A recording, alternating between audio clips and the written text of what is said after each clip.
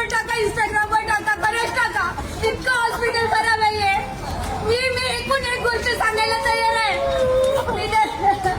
पासून काय त्यांनी काउन्सिलिंग घेतलं आमच्या पैशासाठी 40 लाख भरले आम्ही. 40 लाखाच्या वर आम्ही पैसे नाही देऊ शकलो. 40 लाखाच्या वर पैसे नाही दिले म्हणून त्यांनी म्हटलं आम्हाला बाहेरून आणा, बाहेरून मेडिसिन आणा. बाहेरून 6 लाखाची मेडिसिन आणली आम्ही. माणूस बाहेर घेऊन राहायचं, माणूस बाहेर कसा नेणार नाही समजत नाही. मारून माणूस बाहेर कसा नेणार, कसा नेणार आयसीयूचा माणूस बाहेर. एका महिन्यात 5 लोक मरतात, 60 लोक रुपये घेऊन.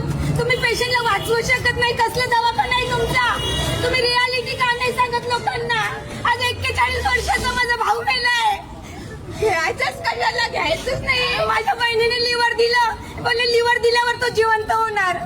तिचं पण जीवन खराब केलं, याचं पण केलं. खोटं बोलले खोटं. पैसे 10 दिवसांनी मीटिंग, पैशाची मीटिंग. 10 दिवसांनी पैसे भरा, पैसे भरा. एका हप्त्यात 12 मुलं मेले तिथे, 12 जण मेले तिथे बेकार हप्त्यात. फक्त एका हप्त्यात या हॉस्पिटलला या कलंक आहे. फक्त हॉस्पिटलला पैशासाठी लुटायला एवढंही झालं.